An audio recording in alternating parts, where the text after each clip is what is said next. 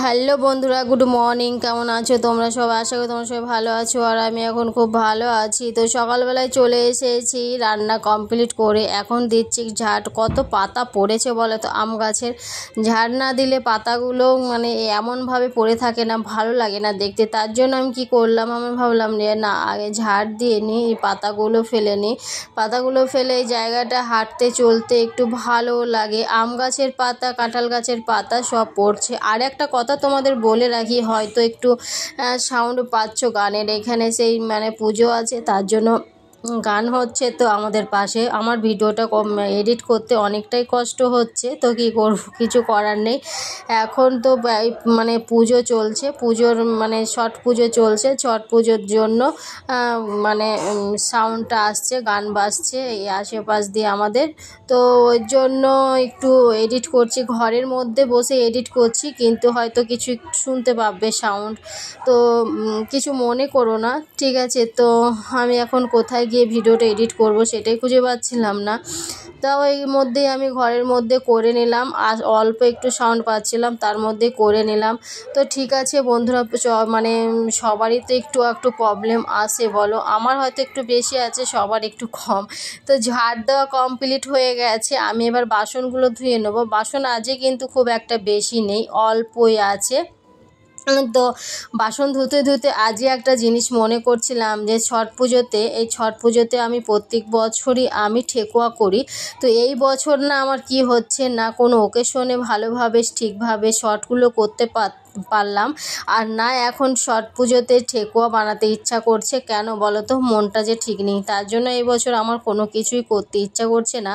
তোমাদের দাদাভাইকে বললাম প্রত্যেক বছর আমি ছট পুজোতে ঠেকুয়া বানাই, কিন্তু বলছে এই বছর আমি কি করব, আমাকে নারকেল এনে দাও, নাহলে বানাই দাও। মনটা ঠিক না থাকলে কোনো কিছুই ভালো লাগে না। তোমাদের দাদা বলছে এই বছরটা কোনো কিছু বানানোর দরকার নেই, কেন মনের অবস্থা এই হচ্ছে ব্যাপার। মনটা যদি ঠিক থাকে না, দেখবে সব কিছু করতে ইচ্ছা করে, কিন্তু মন ঠিক না থাকলে কোনো কিছু ইচ্ছা করে না। দুর্গা পুজোতে নাড়ু বানানোর কথা, সেই নাড়ু আমি বানিয়েছি কালী পুজোতে।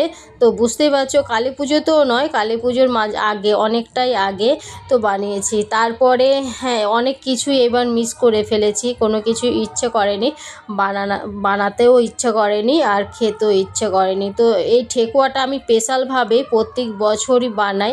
তো সব কিছুই ঘরে আনা আছে, সুজি আনা আছে, রুল ময়দা আনা আছে, নারকেল, সব কিছুই আনা রেডি, কিন্তু বানানোর ইচ্ছে লাগছে না, যে ছাড়, এই বছরটা কিছু বানাবো না, ছেড়ে দিই, সামনের বছর থেকে মন খুলে সব কিছু বানাবো। সত্যি কথা বলতে মনের ওপরে বড় একটা আঘাত খেয়ে গেছি, বুঝতে পেরেছো? এই আঘাতটা আমি কবে ভুলতে পারবো জানি না। তাও যদি একটা কোনো মানে ভালো একটা একদম কি বলবো কাউকে দিয়ে বলতো তাহলে ঠিক ছিল, এমন একজনকে দিয়ে বদনাম দিয়েছে না, আমি যেটাকে কখনোই মেনে নিতে পারছি না।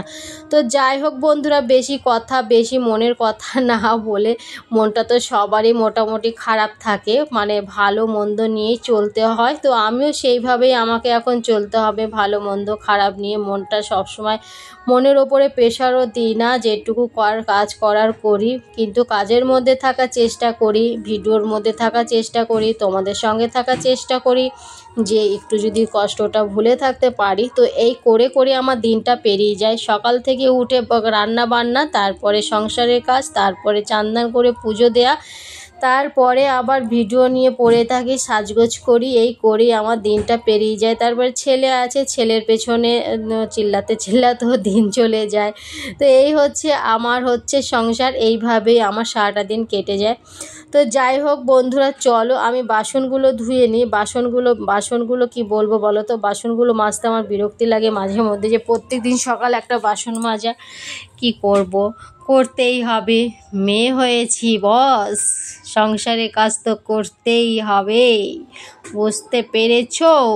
তো যাই হোক, আমার বাসনগুলো মাজা কমপ্লিট হয়ে গেছে। এবার জল দিয়ে আর কাপড় দিয়ে ভালো করে এই বাসনের যেই মানে সাদা সাদা মানে থাকে মাজলে পরে, সেইটা তুলে নেব, তাহলে বাসনগুলো খুব সুন্দর চকচক করে আর খুব সুন্দর হয়। আর যে একটা তেল তেল ভাব থাকে, সেই তেল তেল ভাবটাও থাকে না। দেখবে অনেক বাসন আছে না, ধয় মাঝে ঠিকই, কিন্তু বাসনের মধ্যে কেমন একটা যেন তেল তেল ভাব থাকে, ওইগুলো আমার একদম অপছন্দ, ওগুলো আমি কখনোই পছন্দ করি না। কিন্তু আমার বাসনগুলো দেখবি সবসময় চকচকাই, মানে এমনভাবে মাজবে যেটা কাপড় দিয়ে বুলিয়ে নিলে তার যেন পরে যেন চকচক চকচক করে। সত্যি কথা, আমার বাসন দিয়ে মুখও দেখা যাবে। আহা, কত বাবা, কত প্রশংসা! না, এত প্রশংসা করলে তো আমাদের হিংসা হচ্ছে না, এত প্রশংসা করা যাবে না। প্রশংসা বেশি মানুষের করলেই মানুষের প্রতি মানুষের হিংসা চলে আসে, জানো তো। কোনো প্রশংসা কাউরই করা যাবে না, প্রশংসা করলেই বিপদ আছে। তো যাই হোক বন্ধুরা, চলো, আমারও বাসন ধোয়া কমপ্লিট হয়ে গেছে প্রায়। বাসনটা ধুয়ে নিলি, আমি একবার ব্রাশ করব। আর মাকেও একবার ফোন করা হলো না, কালকেও সে ফোন করিনি। মাকে ফোন করেছিলাম কালকে, সেই কখন, তখন বাজে হচ্ছে অনেক দুপুরবেলা করেছিলাম, রাতের সন্ধ্যের দিকে, তো আগের দিন করিনি, আজকে এই পর্যন্ত এখনও ফোন করিনি। তো যাই হোক, কী করছে না করছে, পুচকিটাও আছে, পুচকিটাকে নিয়ে কী করছে মা কে জানে। পুচকিটা বলছিল আমি পিপি বাড়ি যাব, তো আমি বললাম যে আমি নিয়ে যাব, এসে পিপি বাড়ি এখন যেতে হয়, আমি নিয়ে যাব, তোকে চিন্তা নেই। আর এবার মাকেও বলেছিল মা ঠাম্মি আমাকে পিপি বাড়ি দিয়ে আসো। আমি বললাম ঠিক আছে, একটু কাজের ফাঁকা হই, আমি গিয়ে নিয়ে আসবো পুচকিটাকে। সত্যি কথা বলতো এত সুন্দর কথা বলে না, কথাতেই আমার মনটা ভরে যায়। ওকে নিয়ে সারাদিন থাকলেও মনে হচ্ছে আমার টাইমটা ভালোভাবে কেটে যাবে, কেন ওর সঙ্গে কথা বলতে বলতেই কেটে যাবে।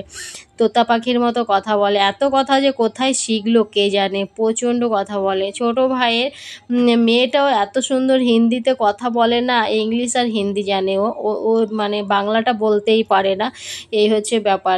যেটা মুম্বাইতে থাকে, যেই ভাইটা মুম্বাইতে থাকে, ওর একটা মেয়ে আছে।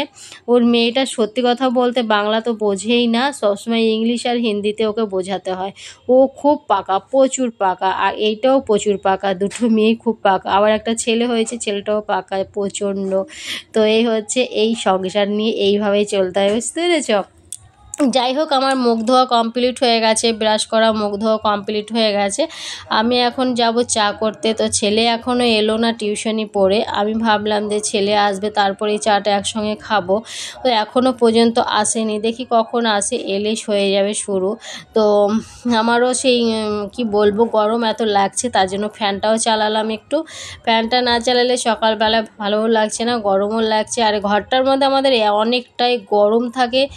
শীত আর মানে গরমকাল আমি কোনোটাই বুঝতে পারি না। শীতকালে তো খুবই মজা লাগে, কেন শীত লাগে না, আর ঠান্ডা তো লাগেই না, গরমই লাগে। আর ঘরে থাকলে শীতকালে অনেকেই ঢাকা নিয়ে বসে থাকে, আমার এই ঘরে ঢাকা নিয়ে বসে থাকতে হয় না।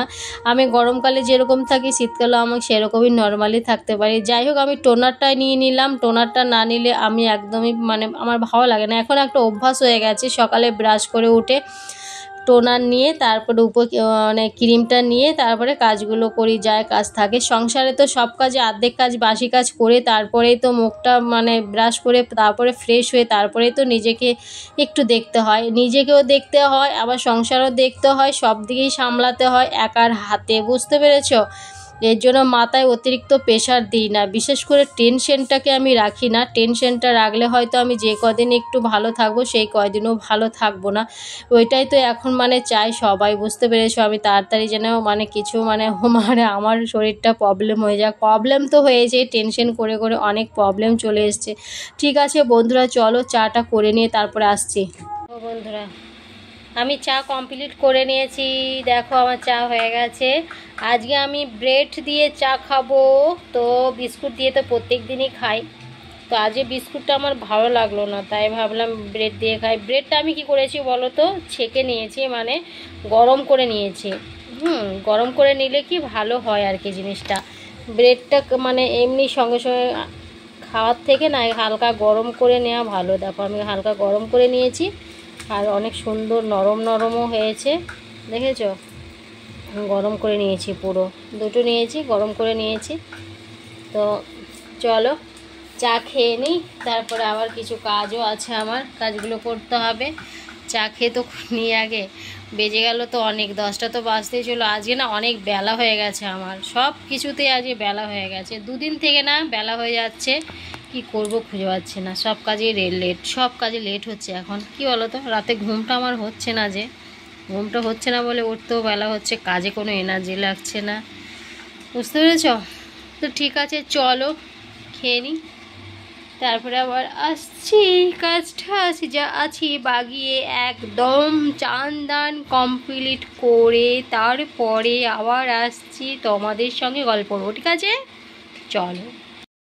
ফাইনালি আমার চান্দান পুরো কমপ্লিট হয়ে গেছে। এখন আমার পেয়েছে খিদে, তো চুলটাও আমি একটু খুলে নেবো। চুলটা আমি আজ যেন ভিজিয়ে দিয়েছি পুরোটা, মাথাটা এত যন্ত্রণা করছিল না, তার জন্য চুলটাকেও আমি ভিজিয়েছি। এখন এই চুলটা শুকাবে না, অনেকক্ষণ লাগে শুকাতে আমার চুলটা। তো ফ্যানের নিচে খানিকক্ষণ শুয়ে থাকলে, আধ ঘন্টা 1 ঘন্টা শুয়ে থাকলে অবশ্যই শুকিয়ে যাবে। আমার হেয়ার ড্রাইও আছে শুকানো, চুল শুকানোর, কিন্তু হেয়ার ড্রাইটা আমি সবসময় ইউজ করি না।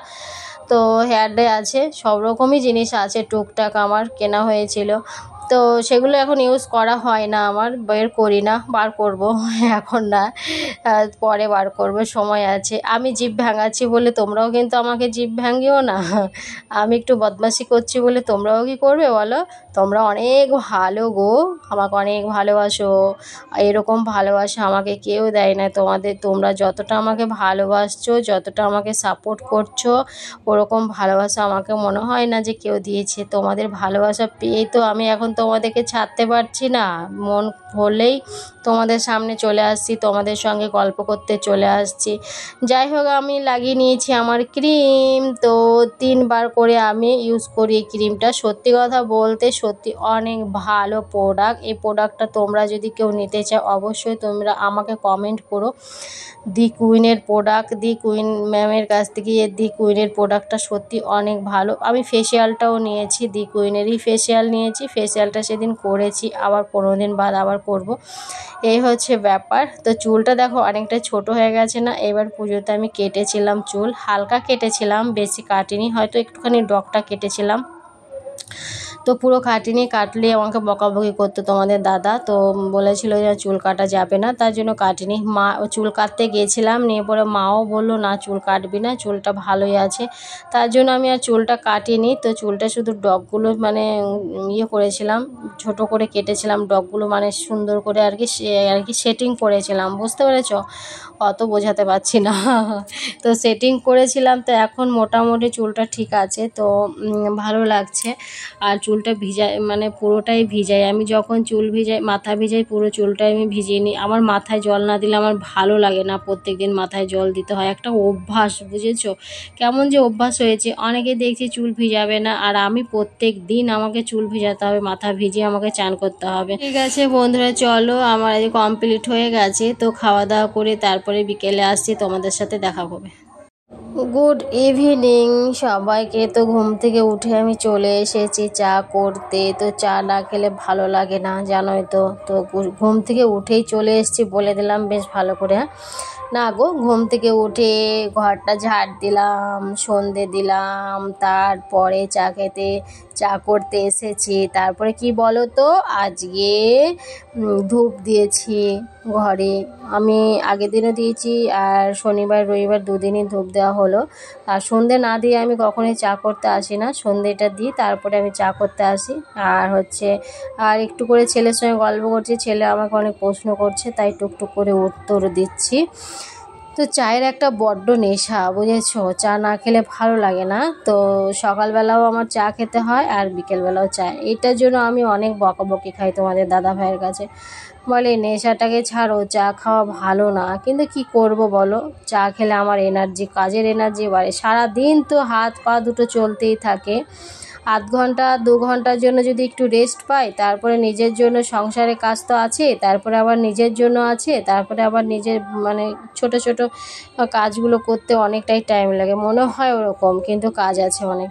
তো যাই হোক বন্ধুরা, চলো আজকের মতো ভিডিওটা আমি এখানে শেষ করছি, আবার দেখা হচ্ছে নেক্সট ভিডিওতে। তোমরা ভালো থেকো, সুস্থ থেকো, আর ভিডিওটা ভালো লাগলে অবশ্যই কমেন্ট করো। সবাইকে টাটা, বাবাই, গুড নাইট।